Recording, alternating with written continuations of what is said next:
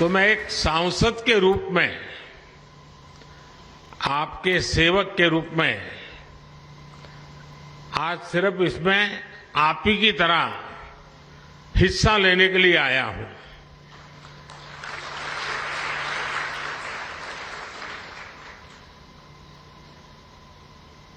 हमारे देश में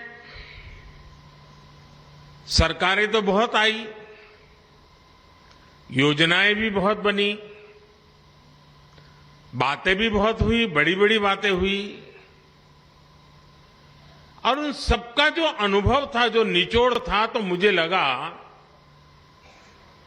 कि जी देश को सबसे ध्यान देना वाला काम जो है वो ये है कि सरकार जो योजना बनाती है, जिसके लिए बनाती है, जिस काम के लिए बनाती है, वो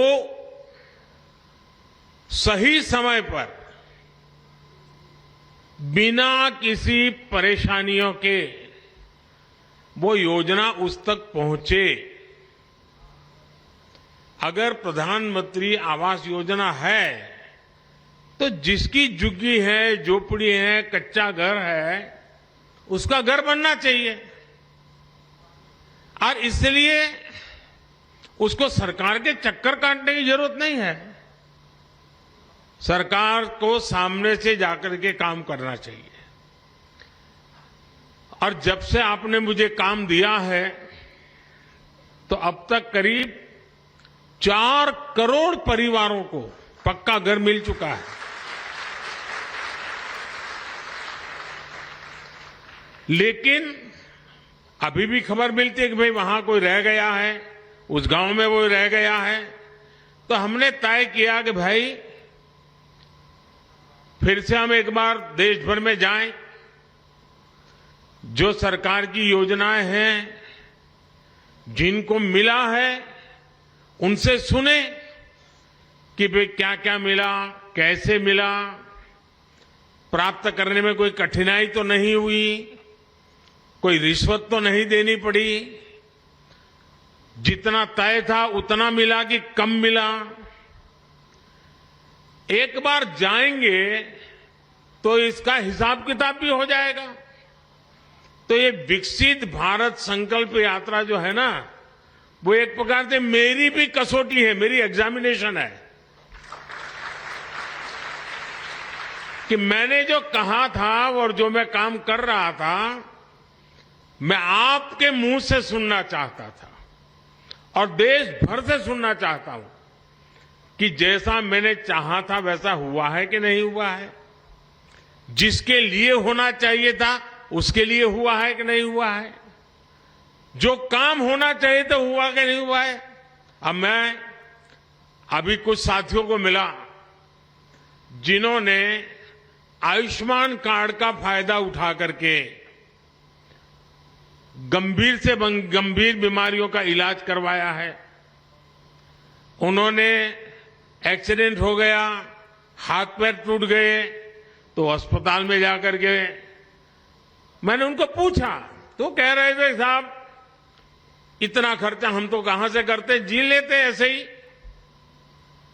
लेकिन जब आयुष्मान कार्ड आया तो हिम्मत आ गई, ऑपरेशन करवा दिया, अब शरीर काम कर रहा है। अब उससे मुझे तो आशीर्वाद मिलता ही है, लेकिन जो सरकार में बाबू लोग हैं ना, अफसर लोग हैं, जो फाइल पे तो योजना को आगे बढ़ाते हैं, अच्छी योजना भी बनाते हैं, पैसे भी रवाना कर देते हैं, लेकिन वहां उनका काम पूरा हो जाता है कि चलो वे 50 लोगों को मिलना था, मिल गया, 100 लोगों को मिलना था, मिल गया, 1000 गांव में जाना था, चला गया। लेकिन जब वो ये बात सुनता है कि उसने कभी फाइल पे काम किया था, उसके कारण काशी के फलाने मोहल्ले के फलाने व्यक्ति की जिंदगी बच गई, तो वो जो अफसर होता है ना, उसका भी काम करने का उत्साह अनेक गुना बढ़ जाता है, उसको संतोष मिलता है। जब तक वो कागज पे काम करता है उसको लगता है मैं सरकारी काम कर रहा हूं, लेकिन जब उस काम का फायदा किसी को मिला है, उसका जब उसको खुद देखता है, खुद सुनता है, तो उसको काम करने का उत्साह बढ़ जाता है। और इसलिए मैंने देखा है कि विकसित भारत संकल्प यात्रा जहां जहां गई है, वहां पर सरकारी अफसरों पर इतना सकारात्मक प्रभाव हुआ है, उनको अपने काम का संतोष होने लगा है। अच्छा भाई, ये योजना बनी, मैंने तो फाइल बनाई थी, लेकिन क्या एक गरीब विधवा के घर में जीवन ज्योति बीमा का पैसा पहुंच गया? मुसीबत की जिंदगी में उसको इतनी बड़ी सहाय मिल गई।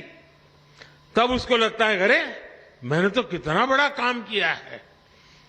एक सरकारी मुलाजिम को जब ये सुनता है तो उसको जीवन का एक नया संतोष मिलता है।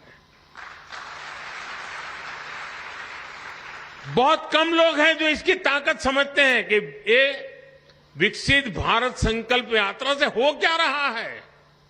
जो बाबू लोग इस काम से जुड़े हैं, जब सुनते हैं, जब मैं भी यहां बैठा हूं सुनता हूं कि मोदी जी मुझे बहुत अच्छा लगा, मेरे पति का स्वर्गवास हो गया था, अचानक मुझे खबर आई 2 लाख रुपए मिल गया। कोई बहन कहती है कि बचपन से ही हम तो धुएं में जिंदगी गुजारते थे, गैस आ गया, जिंदगी बदल गई। उससे बड़ा जो सबसे बड़ी बात की बहन ने, उसने कहा गरीब और अमीर का भेद मिट गया। गरीबी हटाओ नारा देना एक बात है, लेकिन एक गरीब कहता है कि मेरे घर में गैस का चूल्हा आते ही गरीबी और अमीरी का भेद खत्म हो गया।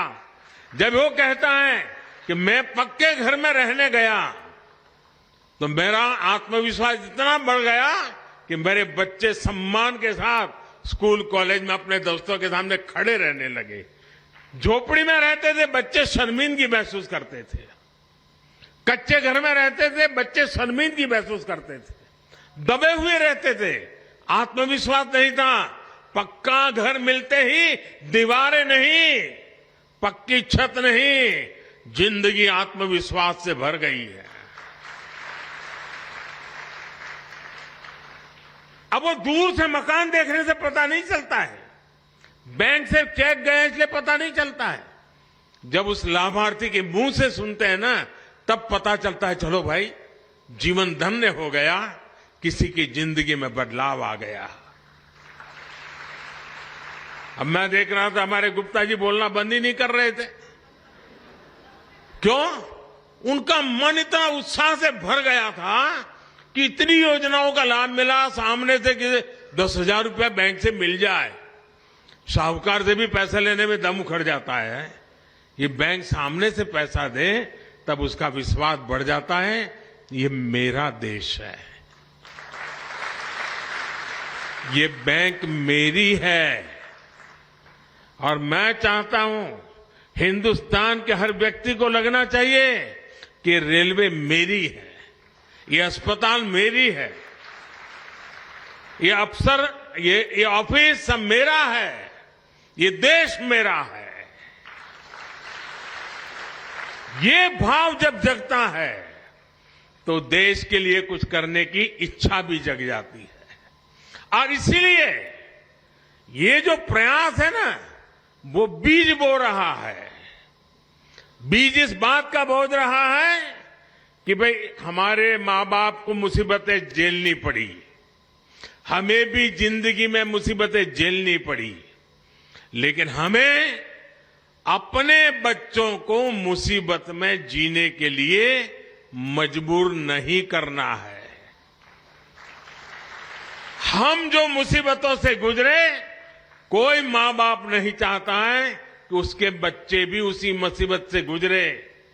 खुद पढ़ नहीं पाए, अशिक्षित रहे, लेकिन कोई मां बाप नहीं चाहता है कि उसके बच्चे अशिक्षित रहे। और जब ये योजनाओं की सारी जानकारियां उसको मिलती हैं, तो उसको लगता है कि यही समय है, यही समय है हम भी कुछ करें, और जब 140 करोड़ लोगों के मन में लगता है ना ये समय है, तो देश आगे बढ़ के रहेगा। देश को आजादी कैसे मिली? सारे देश में एक वातावरण बन गया था। कोई चरखा चलाता था, कोई पूछता था क्यों चला रहे हो चरखा, तो बोले आजादी के लिए। कोई पढ़ाई छोड़ करके भारत माता की जय करके निकल पड़ता था, पुलिस के डंडे खाता था। लोग पूछते थे क्यों मर रहे हो, बोले देश की आजादी के लिए। कोई बुजुर्ग की सेवा करता था, कोई पूछता था अरे क्या कर रहे हो भाई, नहीं बोले आजादी के लिए कर रहा हूं। कोई खादी पहनता था, क्यों कर रहे हो, आजादी के लिए। हिंदुस्तान का हर व्यक्ति कहने लगा कि मैं आजादी के लिए काम कर रहा हूं।